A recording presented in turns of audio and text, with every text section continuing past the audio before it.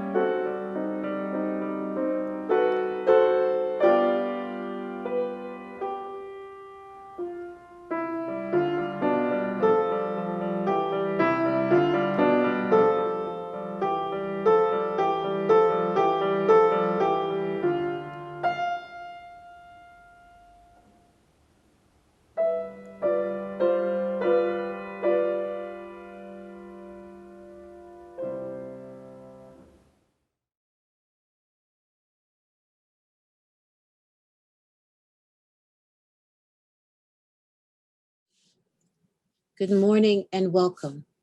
As many of you know, throughout the month of February, we have been engaging with the words of Dr. W.E.B. Du Bois. Over 100 years after he has written, his words continue to be deeply provocative on issues of race, racialization, and it provokes us to think about what are the relationships that we want to have with each other as people. This Sunday, we will continue that on this Sunday that is actually 2 days before what would have been his 153rd birthday. This service is written around the words of Dr. W.E.B. Du Bois. It is taken from the third annual convention of the Religious Education Association, where he was a discussant and he wrote these words entitled, "How Can We Develop in the Individual a Social Conscience?" Each of us will read Dr. Du Bois's words and then add a reflection upon those words. So the opening words are taken from the opening stanzas of his remarks. Hear now the words of Dr. W.E.B. Du Bois. It is impossible for the individual to reach the larger social conscience by sheer expansion, by a benevolent endeavor to be interested in all men. This leads inevitably to a tenuous, filmy consciousness, a loss of grip on the realities of human beings, on the concrete man. It becomes easily a theoretical rather than a practical humanitarianism, and has often been illustrated in the world's history by the wavering and doubting of the philanthropic mind. Those are the words of W.E.B. Du Bois. And I think these are words that we must listen to today, because what W.E.B. Du Bois is saying to us, that our engagement with each other as human beings can never be simply something that happens within our mind or in theory. We must engage in the world of reality, the world that we are living in. We have to engage human beings themselves, not simply, the theory of how we can be together. We must engage the concrete person, because if we don't engage the concrete person in the space of their lives, their thoughts, their desires, their love, then we will always waver, because it is only from human to human interaction can we develop the strength and the conviction that is needed for us to truly deal with issues of race and the tenuous ways in which we are in relationship. It is only through that we can deepen and strengthen our ability to be one beloved community.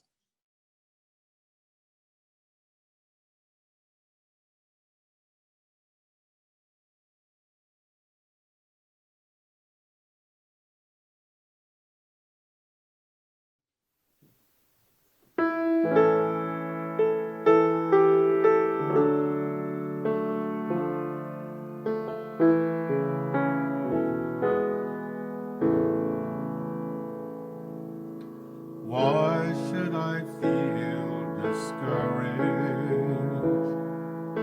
Why should the shadows come?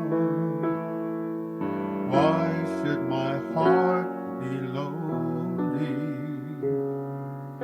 and long for heaven and home, when Jesus is my portion? My constant friend is He. His eyes on the sparrow, and I know He watches me. His eyes on the sparrow, and I know He watches me. I sing because I'm happy. I sing because I'm free. For His eyes on the sparrow, and I know He watches me.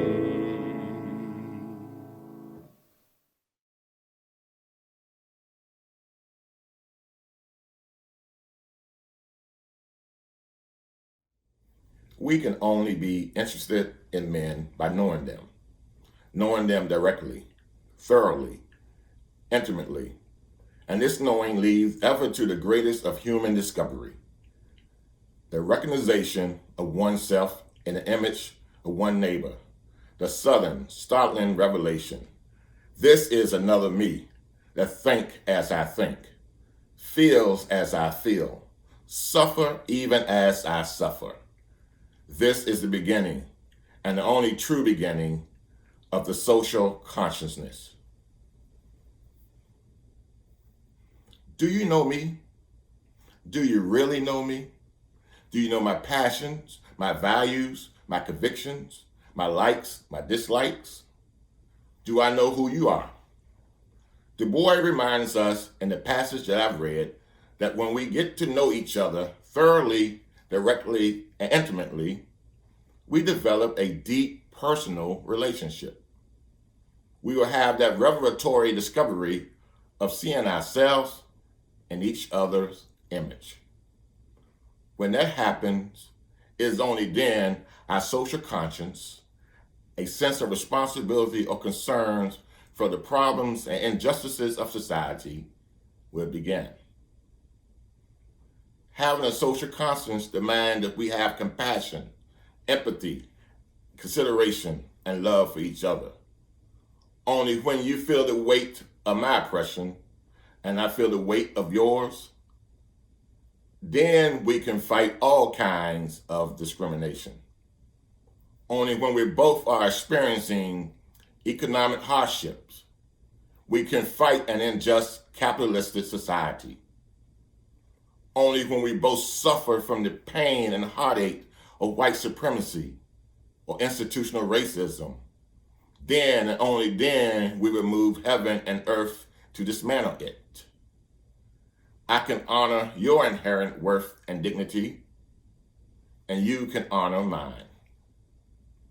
Having a social conscience compels us to insist on the moral action from the wider institution of society and seek the transformation of social structures that cause suffering and pain.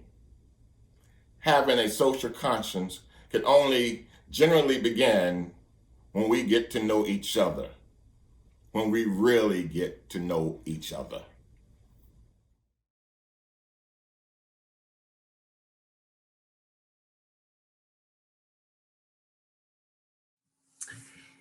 Good morning. My name is Benita Kirk, and I am trying to learn how to use my Zoom. And so let me read. The people you perceive as white control what you believe is power. Power is the ability to do. When you take someone's power, you are dominating them. Deep down, you desire the same domination, which you think is power. But you are love, which is power. Your brother and sister are love, which is power.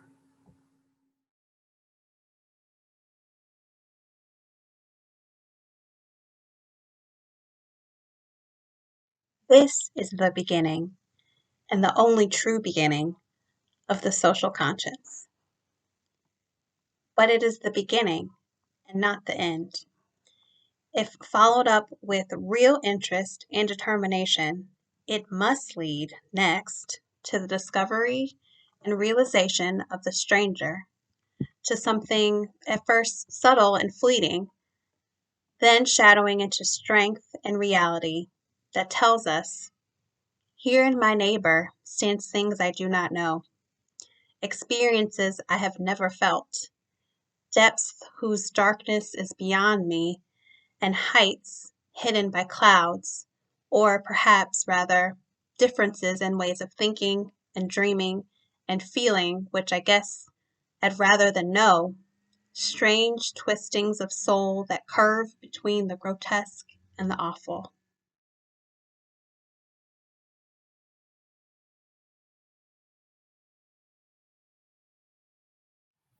Good morning. Risk Richmonders involved to strengthen our communities is this month's Share the Plate organization. I'm Diana Donald. I'm part of First UU's Risk leadership team and a member of Risk's Housing Steering Committee. Affordable housing and eviction is one of Risk's priority issues. 25,000 housing units are needed for those at 30% or less of the area median income. Last year, Risk was successful in getting a dedicated stream of revenue for the Affordable Housing Trust Fund. Now, we are pressing the city to commit that 50% of the trust fund's annual budget will go towards actually building those 30% AMI units. We also succeeded in getting $6 million of the CARES Act to be used for rental assistance. Thus far, over 1,700 households representing 4,600 people have been helped. Gun violence is our other priority issue. A year ago, after extensive research, Risk recommended a proven best practices solution that reduces gun violence deaths by as much as 60%. Instead, Richmond has opted to develop their own solution, and while we wait, young men of color and children caught in the crossfire continue to be murdered in record numbers. So please, support Risk today so that together we can take a stand against systemic racism. The offer will now be taken and gratefully received.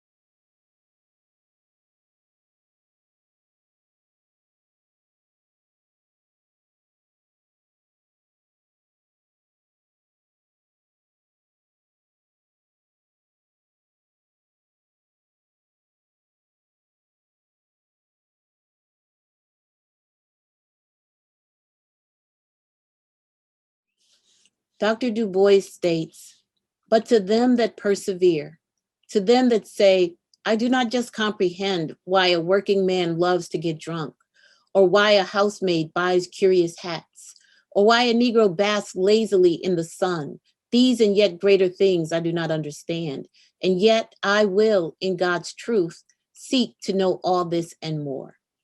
To such hearts and minds will come in time the glimpse of a larger answer, the faint yet growing comprehension of human likenesses that both transcend and explain the differences, and that reveal in the realization the essential humanity of all men, that strange kernel of life, which hidden though it be, and in body, thought, and surrounding far removed from us, is yet for us and in us, the greatest fact in the world.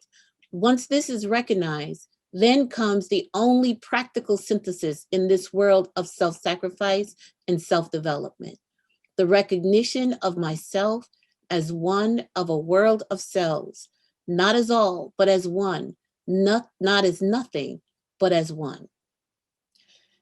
As I think about these words, I reflect on, while it may be uncomfortable for us to hear the stereotypes written within this part of the discussion, I encourage you to hear what Dr. DuBois is saying. So much of what we know about each other is often known through images and stereotypes we've ingested. The challenge for us is to not assume that we know, even if we make these assumptions in ways that are politically and socially correct or even humanizing. That is not enough. We need to seek to know, and that means seek to be in relationship. What I appreciate most is that Dr. DuBois does not simply stop there, but he beckons us to a deeper knowing, to be in relationship that brings, as he says, the comprehension of human likeness, that both transcend and explain the differences, and likenesses that both transcend and explain the differences, and that reveal in the realization the essential humanity of all. He gives us an amazing human dialectical analysis that through deep relationship, we will find not the trappings and the scaffoldings if we seek to know each other. We won't look for what we've been taught, but rather we will see that kernel of humanity that is within. And that kernel, when we get there, that is seeing both ourselves and seeing each other. It is our individual seeing of our individual self. And it is also my seeing of you and who you are. And together, it is all of those kernels that make up the world in which we seek.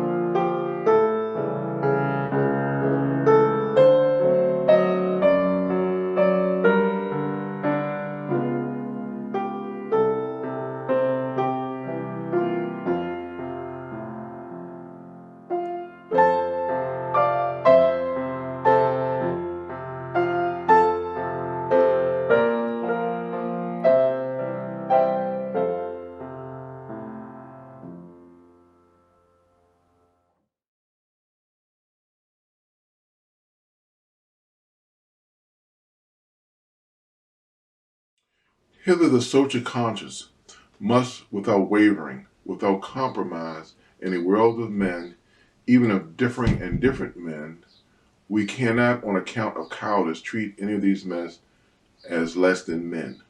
We cannot slink back of Darwinism to discover excuses or whiten our lives by laying them on the Lord. If you have aspirations above the dirt, why may not your coachman? If you in the choking narrowness stretch groping arms for air, why may not the hard carrier be dissatisfied too? If you count yourselves as something more than your money, why may not I? I believe DuBois in this passage was looking at the shared humanity. He was basically saying that regardless of your color, your social status, we all share the same human frustrations and human desires. And that in some sense make us equal.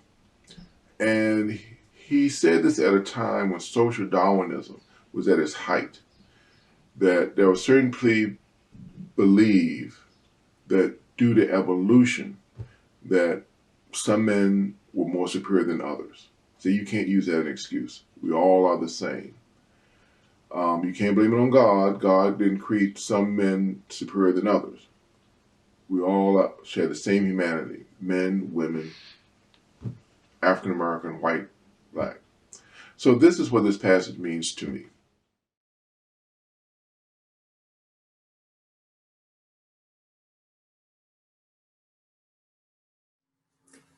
To induce, then, in men of consciousness of the humanity of all men, of the sacred unity in all the diversity, is not merely to lay down a pious postulate, but it is the active and animate heart-to-heart knowledge of your neighbors, high and low, black and white, employer and employed. It means a firm planting of human ideals, the training of children to be through their doing, and not simply to do through their being. The setting of our faces like flint against the modern heresy that money makes the man, and a reverent listening, not simply to the first line, but to the last line of Emerson's quatrain. There is no great, no small, To the soul that maketh all, where it cometh, all things are, and it cometh everywhere. Now the extinguishing of the chalice.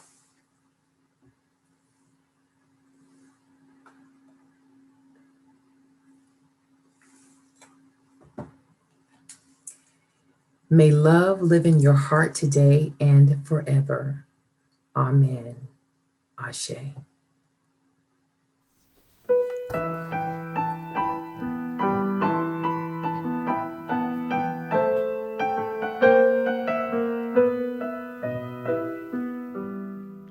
For each child that's born, a morning star rises and sings to the universe who we are. For each child that's born, a morning star rises and sings to the universe who we are.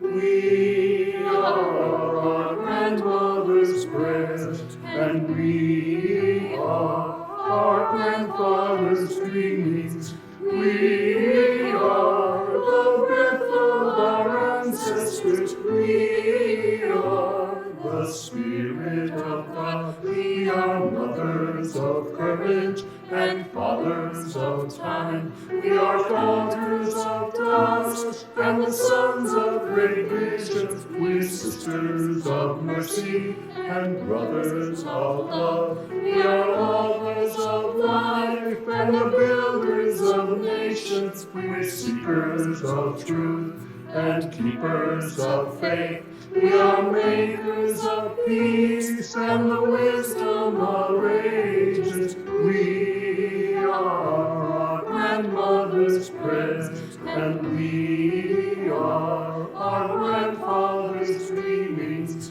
We are the breath of our ancestors. We are the Spirit of God. For each child that's born, a morning star rises and sings to the universe who we are. For each child that's born, a morning star rises and sings to the universe who